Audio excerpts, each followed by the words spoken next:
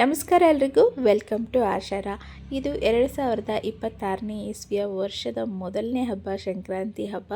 ಹಾಗೆ ಎಳ್ಳು ಬೆಲ್ಲ ತಿಂದು ಒಳ್ಳೆ ಮಾತಾಡಿ ಅಂತ ಹೇಳ್ತಾ, ಈ ವರ್ಷ ಎಲ್ಲರ ಬಾಳಲ್ಲೂ ಹೊಸ ಚೈತನ್ಯ, ಆರೋಗ್ಯ, ಐಶ್ವರ್ಯ ಎಲ್ಲ ವೃದ್ಧಿಸ್ಲಿ ಅಂತ ದೇವರಲ್ಲಿ ಕೇಳ್ಕೊತಾ ಇವತ್ತಿನ ಈ ವಿಡಿಯೋನ ನಿಮ್ಮ ಜೊತೆ ಶೇರ್ ಮಾಡ್ಕೋತಾ ಇದ್ದೀನಿ. ವಿಡಿಯೋನ ಎಲ್ಲೂ ಸ್ಕಿಪ್ ಮಾಡದೆ ಕೊನೆವರೆಗೂ ನೋಡಿ. ಹಾಗೆ ಯಾರಾದರೂ ಹೊಸದಾಗಿ ವಿಡಿಯೋ ನೋಡ್ತಾ ಇದ್ದರೆ ಚಾನಲ್ಗೆ ಸಬ್ಸ್ಕ್ರೈಬ್ ಮಾಡಿಕೊಂಡು ವಿಡಿಯೋನ ನೋಡಿ ಅಂತ ಕೇಳ್ಕೊತಾ ಇವತ್ತಿನ ವಿಡಿಯೋನ ನಿಮ್ಮ ಜೊತೆ ಶೇರ್ ಮಾಡ್ಕೋತಾ ಇದ್ದೀನಿ. ಸೊ ಮನೆ ಕೆಲಸ ಎಲ್ಲ ಮುಗಿಸಿದ್ದಾಯಿತು. ಹೊಸ್ಲಿಗೆ ಅರಿಶಿನ ಕುಂಕುಮ ರಂಗೋಲಿನ ಇಟ್ಟು ಪೂಜೆಗೆ ಕೂಡ ರೆಡಿ ಮಾಡ್ಕೊಂಡಿದ್ದೀನಿ. ಈಗ ಪೊಂಗಲ್ಗೆ ರೆಡಿ ಮಾಡ್ಕೊಳ್ಳೋಣ ಅಂದ್ಬಿಟ್ಟು ನೈವೇದ್ಯಕ್ಕೆ ಇಡಬೇಕಲ್ಲ, ಅದಕ್ಕೋಸ್ಕರ ಪೊಂಗಲ್ ಮಾಡ್ಕೋತಾ ಇದ್ದೀನಿ.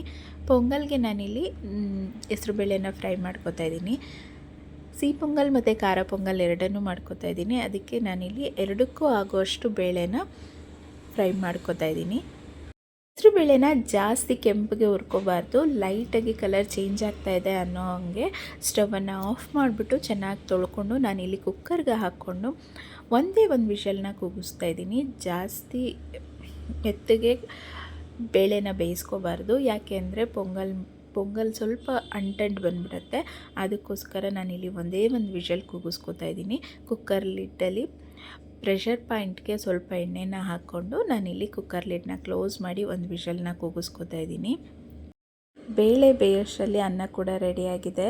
ಸೊ ಈಗ ಅನ್ನನೂ ಅಷ್ಟೇ ತುಂಬ ಸಾಫ್ಟಾಗಿ ಮಾಡ್ಕೋಬೇಕು. ನಾವು ಯಾವಾಗೂ ನಾರ್ಮಲಾಗಿ ನೀರಿಡ್ತೀವಲ್ಲ, ಅದಕ್ಕಿಂತ ಇನ್ನೊಂದು ಅರ್ಧ ಗ್ಲಾಸ್ ಹೆಚ್ಚಿಗೆ ಇಟ್ಟರೆ ಅನ್ನ ಸಾಫ್ಟಾಗಿ ಬೇಯುತ್ತೆ. ಈಗ ನಾನು ಸ್ವೀಟ್ ಪೊಂಗಲ್ಗೆ ರೆಡಿ ಮಾಡ್ಕೊತಾ ಇದ್ದೀನಿ. ಪಾತ್ರೆಗೆ 1-2 ಟೇಬಲ್ ಸ್ಪೂನಷ್ಟು ತುಪ್ಪನ ಹಾಕ್ಕೊಂಡು ದ್ರಾಕ್ಷಿ ಗೋಡಂಬಿನ ತುಪ್ಪದಲ್ಲಿ ಫ್ರೈ ಮಾಡಿ ಸಪ್ರೇಟಾಗಿ ಎತ್ತಿಟ್ಕೋತಾ ಇದ್ದೀನಿ.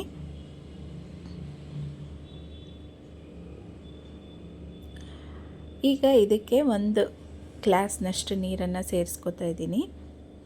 ನೀರು ಸ್ವಲ್ಪ ಬಿಸಿ ಆದಮೇಲೆ ಇದಕ್ಕೆ 2-3 ಏಲಕ್ಕಿ ಮತ್ತು 2 ಲವಂಗನ ಸೇರಿಸ್ಕೋತಾ ಇದ್ದೀನಿ. ಲವಂಗ ಹಾಕೋದ್ರಿಂದ ಟೇಸ್ಟ್ ತುಂಬ ಚೆನ್ನಾಗಿ ಬರುತ್ತೆ. ದೇವಸ್ಥಾನಗಳಲ್ಲಿ ಕೊಡ್ತಾರೆ ನೋಡಿ ಪ್ರಸಾದ, ಸೇಮ್ ಅದೇ ರುಚಿನೇ ಇರುತ್ತೆ.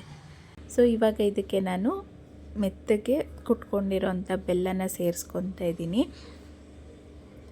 ಬೆಲ್ಲ ಎಲ್ಲ ಚೆನ್ನಾಗಿ ಕರಗಬೇಕು, ಅಲ್ಲಿವರೆಗೂ ಕುದಿಸ್ಕೋಬೇಕು.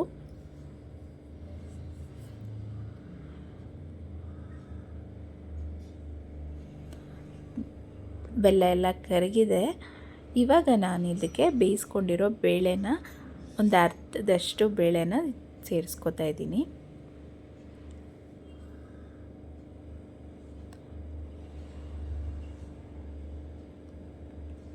ಈಗ ಅನ್ನನ ಸೇರಿಸ್ಕೋತಾ ಇದ್ದೀನಿ. ನಿಮಗೆ ಸ್ವೀಟ್ಗೆ ಎಷ್ಟಾಗತ್ತೇನೋ ಅಷ್ಟು ಬೆಲ್ಲನ ನೀವು ಸೇರಿಸ್ಕೋಬೋದು.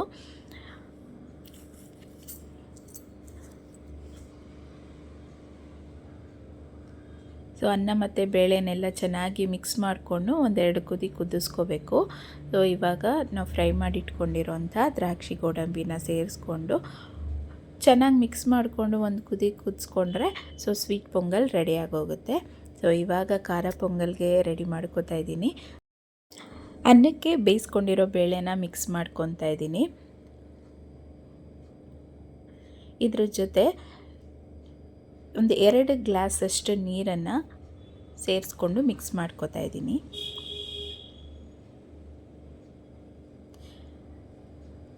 ನಾವು ಫಸ್ಟೇ ಎಷ್ಟು ಬೇಕೋ ಅಷ್ಟು ನೀರನ್ನು ಸೇರಿಸ್ಕೊಂಬಿಡ್ಬೇಕು. ಮಧ್ಯದಲ್ಲಿ ನೀರನ್ನು ಹಾಕ್ತಾಯಿದ್ರೆ ಟೇಸ್ಟ್ ಹಾಳಾಗೋಗುತ್ತೆ. ಸೊ ಅದಕ್ಕೆ ಈಗಲೇ ಎಷ್ಟು ಬೇಕೋ ಅಷ್ಟು ನೀರನ್ನು ಸೇರಿಸ್ಕೋತಾ ಇದ್ದೀನಿ.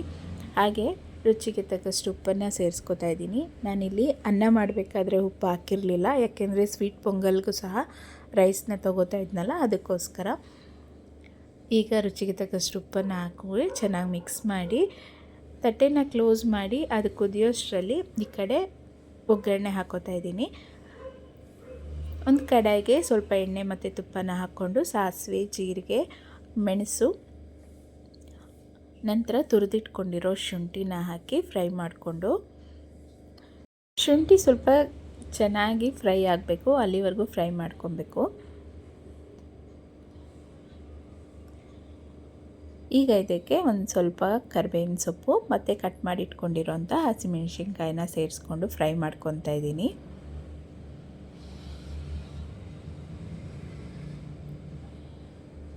ಈಗ ಇದಕ್ಕೆ ಒಂದೆರಡು ಚಿಟಿಕೆಯಷ್ಟು ಅರಿಶಿನ ಪುಡಿನ ಸೇರಿಸ್ಕೊತಾ ಇದ್ದೀನಿ. ಇದು ಆಪ್ಷನಲ್ಲು, ನಿಮ್ಗೆ ಇಷ್ಟ ಇದ್ದರೆ ಅರಿಶಿನ ಪುಡಿನ ಸೇರಿಸ್ಕೊಳ್ಳಿ, ಇಲ್ಲ ಅಂದರೆ ಸ್ಕಿಪ್ ಮಾಡ್ಕೋಬೋದು. ನೋಡಿ, ಈ ರೀತಿ ಮೆತ್ತಗಿರಬೇಕು. ಅನ್ನ ಮತ್ತು ಬೇಳೆ ಎರಡೂ ಚೆನ್ನಾಗಿ ಮಿಕ್ಸ್ ಆಗಿದೆ. ಇವಾಗ ನಾನು ಏನು ಒಗ್ಗರಣೆ ಮಾಡಿ ಇಟ್ಕೊಂಡಿದ್ನಲ್ಲ ಅದನ್ನು ಅನ್ನಕ್ಕೆ ಸೇರಿಸ್ಕೊಂಡು ಚೆನ್ನಾಗಿ ಮಿಕ್ಸ್ ಮಾಡ್ಕೊತಾ ಇದ್ದೀನಿ. ಇಷ್ಟು ತೆಳ್ಳಗಿದ್ರೇ ತಣ್ಣಗಾದರೂ ಸಹ ಪೊಂಗಲ್ ಗಟ್ಟಿ ಆಗಲ್ಲ. ಸೊ ಈಗ ಇದನ್ನೆಲ್ಲ ನೀಟಾಗಿ ಮಿಕ್ಸ್ ಮಾಡಿಕೊಂಡು ಒಂದೆರಡು ಕುದಿ ಚೆನ್ನಾಗಿ ಕುದಿಸ್ಕೋಬೇಕು.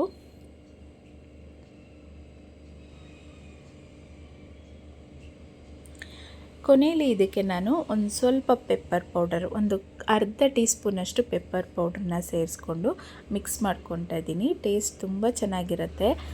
ಸೇಮ್ ನಮಗೆ ದೇವಸ್ಥಾನದಲ್ಲಿ ಸಿಗೋ ಪ್ರಸಾದದ ರುಚಿನೇ ಇರುತ್ತೆ. ಎಲ್ಲರೊಂದ್ಸಲ ಈ ಮೆಥಡನ್ನ ಟ್ರೈ ಮಾಡಿ ಹೇಗಿತ್ತು ಅಂತ ನನಗೆ ಕಮೆಂಟಲ್ಲಿ ತಿಳಿಸಿ. ಸೊ ಇವಾಗ ಕೊನೆಯಲ್ಲಿ ತುಪ್ಪದಲ್ಲಿ ಫ್ರೈ ಮಾಡಿ ಇಟ್ಕೊಂಡಿರೋಂಥ ಗೋಡಂಬಿನ ಸೇರಿಸ್ಕೊಂಡು ಮಿಕ್ಸ್ ಮಾಡ್ಕೊತಾ ಇದ್ದೀನಿ. ಸಂಕ್ರಾಂತಿ ಹಬ್ಬದ ಸ್ಪೆಷಲ್ ಸಿಹಿ ಪೊಂಗಲ್ ಮತ್ತು ಖಾರ ಪೊಂಗಲ್ ಎರಡೂ ರೆಡಿ ಆಯಿತು. ಆಲ್ರೆಡಿ ನಾನು ಕಡಲೆಕಾಯಿ, ಗೆಣಸು ಎಲ್ಲ ಬೇಯಿಸಿ ಇಟ್ಕೊಂಡಿದ್ದೀನಿ. ಸೊ ನೈವೇದ್ಯಕ್ಕೆ ಕೂಡ ಇಟ್ಟು ಪೂಜೆನ ಮಾಡ್ಕೋತಾ ಇದ್ದೀನಿ.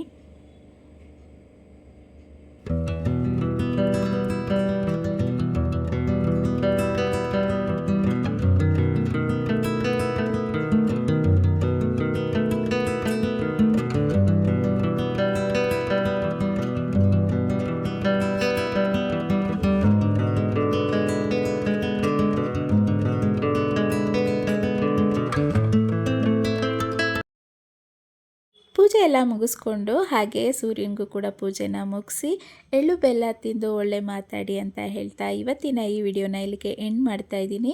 ಈ ವಿಡಿಯೋ ಎಲ್ಲರಿಗೂ ಇಷ್ಟ ಆಗಿದ್ದರೆ ಒಂದು ಲೈಕ್ ಮಾಡಿ, ಹಾಗೆ ಹೇಗೆ ಅನ್ನಿಸ್ತು ಅಂತ ಕಮೆಂಟಲ್ಲಿ ತಿಳಿಸಿ. Thank you.